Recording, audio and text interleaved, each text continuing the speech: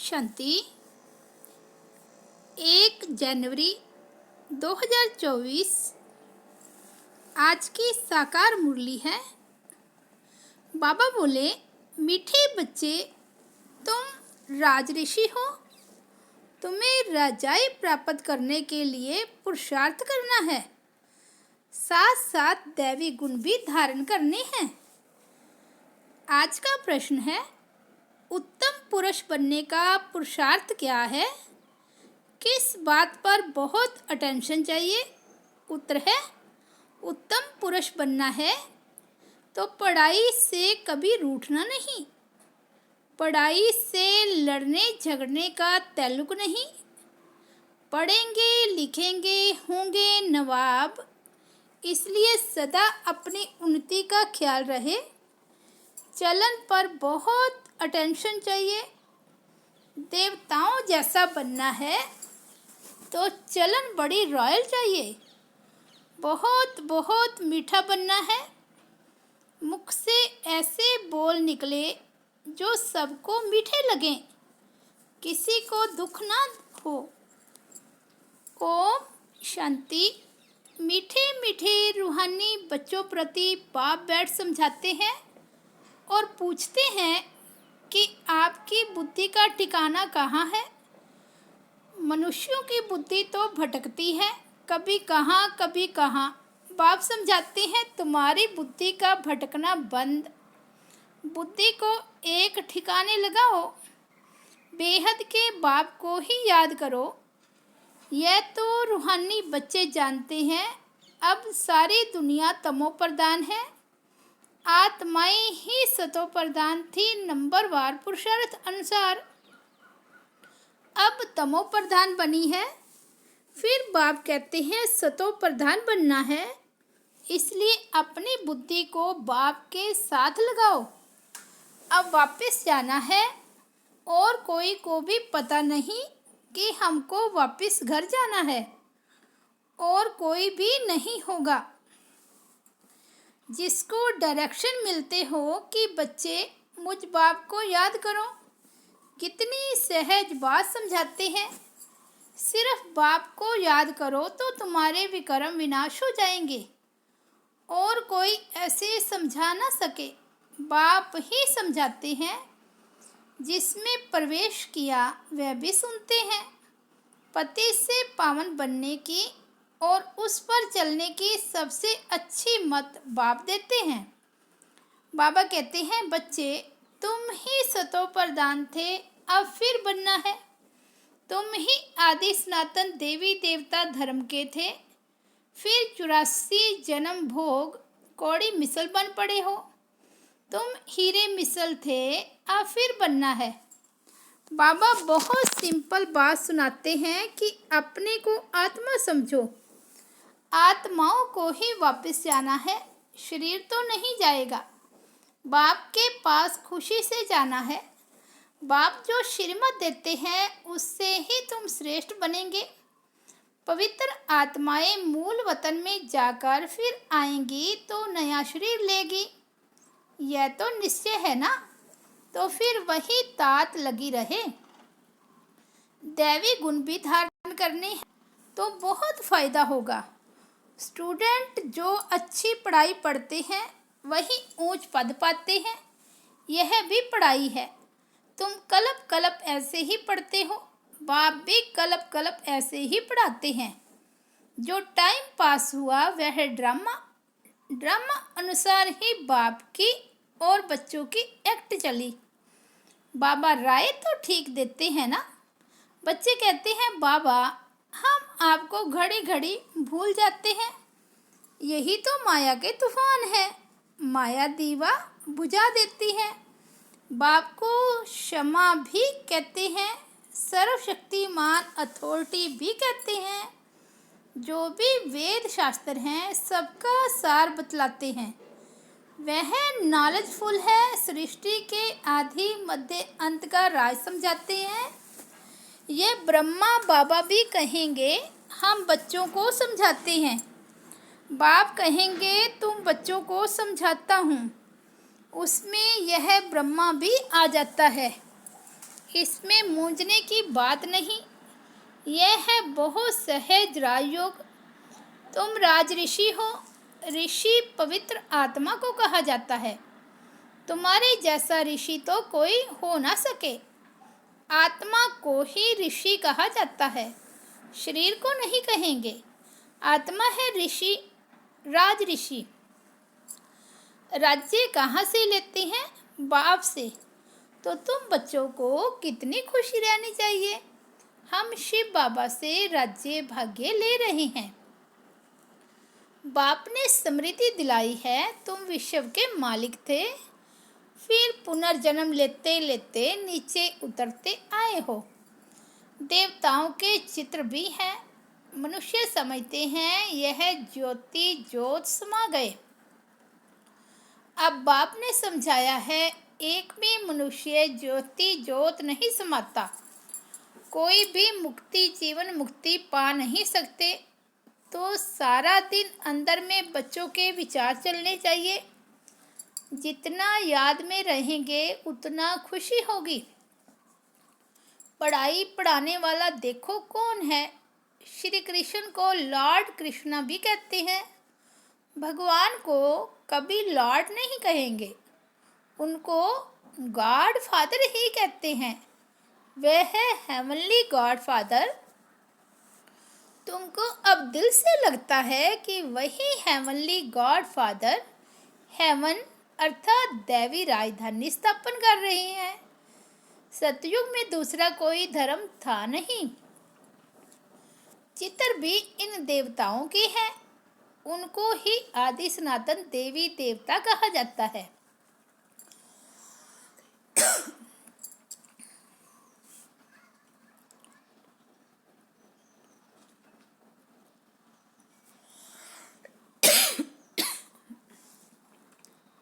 यह विश्व के मालिक थे, उन्हों को कहेंगे सतयुगी। तुम हो संगम युगी। तुम जानते हो बाबा हमको राइटियस बनाते हैं। तुम राइटियस बनते जाते हो। विकारी को अनराइटियस कहा जाता है। यह देवताएं पवित्र है। लाइट भी पवित्रता की दिखाई है। अनराइटियस माना एक भी कदम राइट नहीं। शिवालय से उतर विशाल्य में आ जाते हैं। यह बातें नया कोई समझ ना सके जब तक तुम उनको बाप का परिचय अच्छी तरह न दो कि वह है हेवनली गॉड फादर। हेवन और हेल दोनों अक्षर हैं, सुख और दुख, स्वर्ग और नरक। तुम जानते हो भारत में सुख था, अभी दुख है, फिर बाप आकर सुख देते हैं। अब दुख का समय खत्म होना है। बाबा बच्चों के लिए सुख की सौगात ले आते हैं, सबको सुख देते हैं। तब तो सब उनकी बंदगी करते हैं। सन्यासी उदासी भी तपस्या करते हैं, उनको भी कोई ना कोई आश जरूर रहती है। सतयुग में ऐसी कोई बात नहीं, वहाँ और कोई धर्म वाले होते ही नहीं। तुम तो अब पुरुषार्थ कर रहे हो नई दुनिया में जाने के लिए। जानते हो वह है सुख धाम, वह है शांति धाम और ये है दुख धाम। तुम अभी संगम पर हो। उत्तम पुरुष बनने के लिए पुरुषार्थ कर रहे हो। पुरुषार्थ बहुत अच्छी रीति करना है। पढ़ाई से कभी रूठना नहीं है। कोई से अनबनी होती है तो पढ़ाई नहीं छोड़नी चाहिए। पढ़ाई से लड़ने झगड़ने का ताल्लुक नहीं है। पढ़ेंगे लिखेंगे होंगे नवाब, लड़ेंगे झगड़ेंगे तो नवाब कैसे बनेंगे? फिर तमो प्रधान चलन हो जाती है। हर एक को अपनी उन्नति का ख्याल करना चाहिए। बाप कहते हैं, हे आत्माएं, बाप को याद करो तो विकर्म विनाश होंगे और दैवी गुण भी धारण होंगे। अगर लक्ष्मी नारायण जैसा बनना है तो बाप ने ही उन्हों को भी ऐसा बनाया। बाप कहते हैं, तुम भी ये राज्य करते थे। बाप कहते हैं, तुम ही ये राज्य करते थे।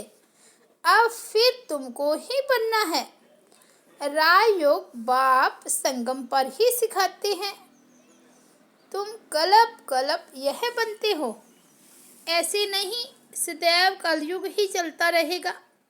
कलयुग के बाद सतयुग, ये चक्कर फिरता है जरूर। सतयुग में मनुष्य कम थे, अब फिर जरूर कम होने चाहिए। यह तो सहज समझने की बातें हैं। बीती हुई कहानी सुनाते हैं। छोटी सी कहानी है, वास्तव में है बड़ी, परंतु समझने में छोटी है। 84 जन्मों का राज है, तुमको भी आगे मालूम नहीं था।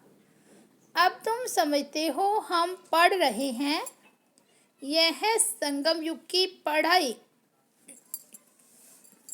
अब ड्रामा का चक्कर फिर कर आया है, फिर सतयुग से लेकर शुरू होगा। इस पुरानी सृष्टि को बदलना है। कलयुगी जंगल का विनाश होगा, फिर सतयुगी फूलों का बगीचा होगा। फूल दैवी गुण वाले को कहा जाता है, कांटा आसुरी गुण वाले को कहा जाता है। अपने को देखना है, मेरे में कोई अवगुण तो नहीं है। अभी हम देवता बनने लायक बन रहे हैं तो दैवी गुण जरूर धारण करना पड़े। बाप टीचर सतगुरु बनकर आते हैं तो करैक्टर जरूर सुधारना पड़े।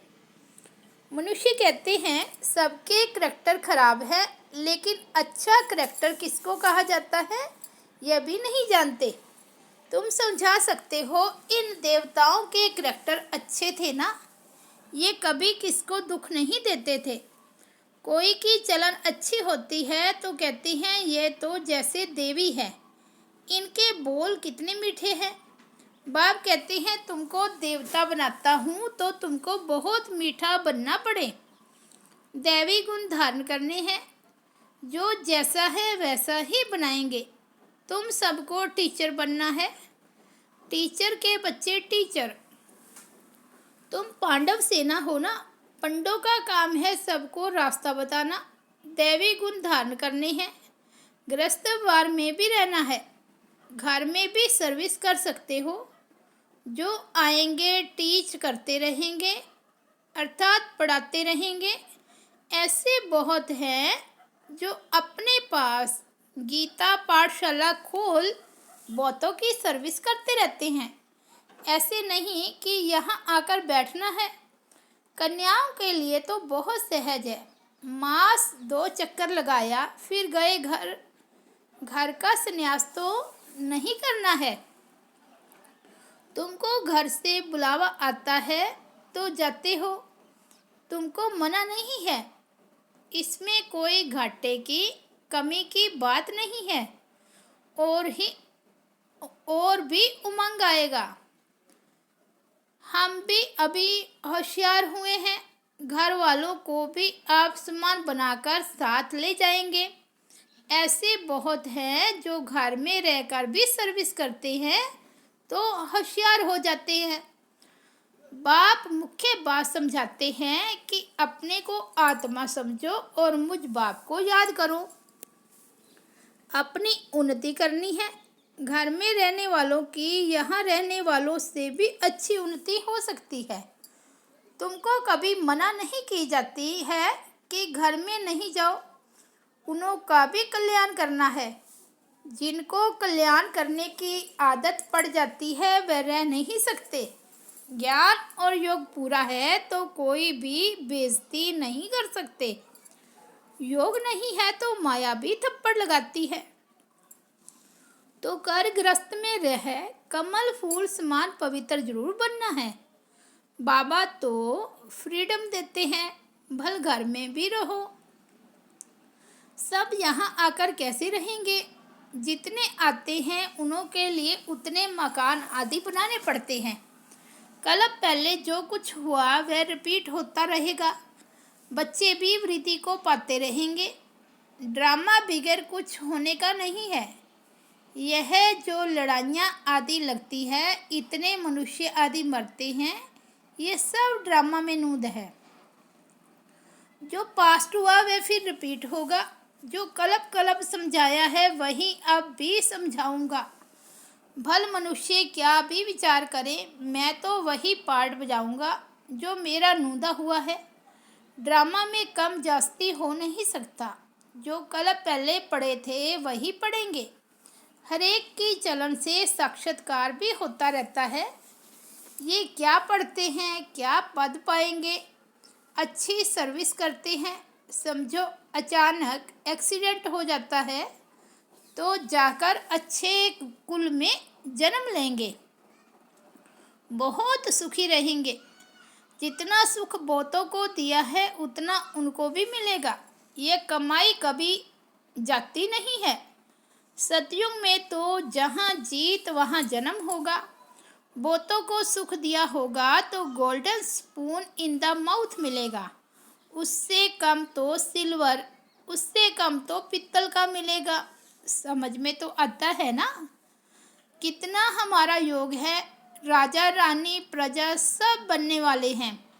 अच्छी रीति नहीं पढ़ेंगे, मधुबन दैवी गुण धारण नहीं करेंगे तो पद कम हो जाएगा। अच्छे व बुरे कर्म जरूर सामने आते हैं। आत्मा को मालूम है हम कहाँ तक सर्विस कर रही हैं। अगर अब शरीर छूट जाए तो क्या पद पाएंगे। अभी तुम पढ़कर सुधर रहे हो, कोई तो बिगड़ते भी हैं तो कहेंगे इनकी तकदीर में नहीं है। बाबा तो कितना ऊंच बनाते हैं, साईं के घर से कोई खाली न जाए। अभी साईं तुम्हारे सन्मुख है, कोई तो तुम दो अक्षर भी सुनाओ, कोई को तुम दो अक्षर भी सुनाओ, वह भी प्रजा में आएंगे जरूर। देवी देवता धर्म वाले अब तक आते रहते हैं, परंतु अब पतित हो कारण अपने को हिंदू कहलाते हैं। पतित होने के कारण अपने को हिंदू कहलाते हैं। तुम्हारी बुद्धि में यह ज्ञान ऐसे है जैसे बाबा के पास है। बाप ज्ञान का सागर है, बतलाते हैं ये हिस्ट्री ज्योग्राफी कैसे रिपीट होती है। टीचर भी स्टूडेंट की पढ़ाई से जान जाते हैं कि ये कितने मार्क्स में पास होंगे। हर एक खुद भी जानते हैं, कोई दैवी गुणों के कच्चे हैं, कोई योग में कच्चे हैं, कोई ज्ञान में कच्चे हैं। कच्चे होने से ना पास हो जाएंगे, ऐसे भी नहीं आज कच्चे हैं कल पक्के नहीं हो सकते। गल्प करते रहेंगे, खुद भी फील करते हैं हम जहाँ तहाँ से फेल हो आते हैं। फलाने हमसे सीख कर होशियार भी हो सकते हैं। अगर दे अभिमान होगा तो फिर क्या सीख सकेंगे।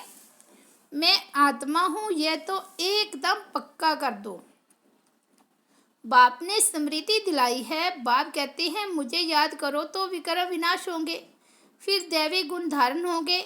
अपनी नबज देखनी है कि मैं कहाँ तक लायक बना हूँ। तुम अभी सृष्टि के आदि मध्य अंत का ज्ञान ले रहे हो। यह राजयोग की नॉलेज सिवाय बाप के कोई सिखला ना सके।